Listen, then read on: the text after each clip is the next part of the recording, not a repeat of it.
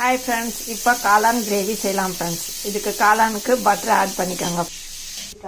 இப்போ இதை நம்ம சுடுதண்ணியில் உப்பு மஞ்சாத்தூள் போட்டு கழுவி எடுத்துக்கணும் ஃப்ரெண்ட்ஸ். அப்போ தான் இந்த நீச்ச வாசனை வராது இருக்கும். நான் கழுவி எடுத்து ஸ்பூன் ஆட் பண்ணிக்கலாம் ஃப்ரெண்ட்ஸ். பட்டர் கூடயே நெய்யை ஆட் பண்ணிக்கோங்க ஃப்ரெண்ட்ஸ். இப்போ இதில் வெங்காயம் ஆட் பண்ணிக்கலாம் ஃப்ரெண்ட்ஸ். நல்லா வதக்கணும் இந்த வெங்காயத்தை. நல்லா பொடியாக கட் பண்ணிக்கோங்க ஃப்ரெண்ட்ஸ் இந்த வெங்காயத்தை.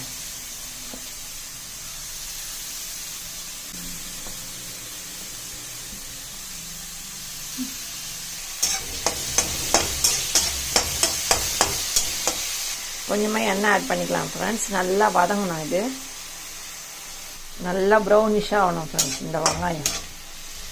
அப்போ தான் நல்லா டேஸ்ட்டாக இருக்கும். இது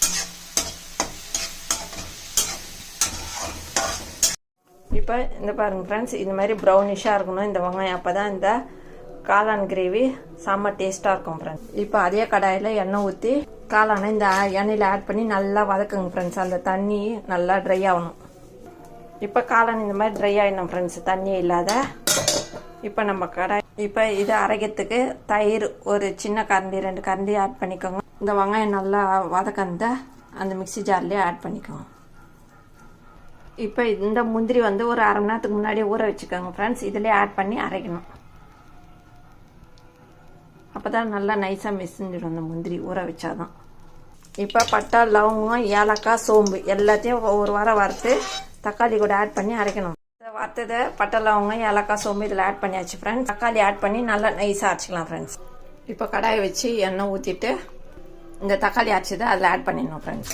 இப்போ இதை ஒரு வாரத்துக்கு வதக்கிங்க ஃப்ரெண்ட்ஸ்.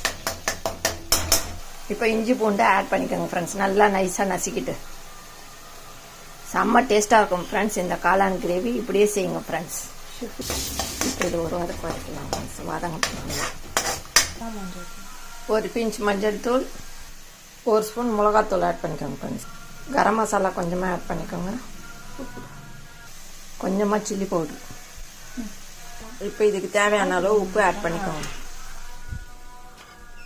இந்த தயிர் அதெல்லாம் ஆட் பண்ணால அதை அரைச்சது அதில் ஆட் பண்ணிக்கலாம். மிக்சியில் அரைச்சது. இப்போ இது நல்லா வதக்கிச்சு. இப்போ இதை காளான் ஆட் பண்ணிடலாம் ஃப்ரெண்ட்ஸ். காளான் ஆட் பண்ணிட்டு நல்லா வதக்கிடுங்க ஃப்ரெண்ட்ஸ்.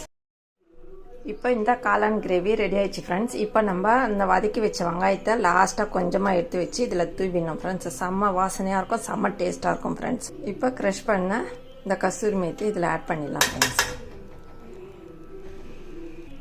இப்போ இந்த காளான் கிரேவி ரெடி ஆயிடுச்சு ஃப்ரெண்ட்ஸ். இந்த வீடியோ பிடிச்சிருந்தால் லைக் பண்ணுங்கள், ஷேர் பண்ணுங்கள், சப்ஸ்கிரைப் பண்ணுங்கள் ஃப்ரெண்ட்ஸ். டாடா பாய். மீண்டும் அடுத்த வீடியோவில் சந்திப்போம்.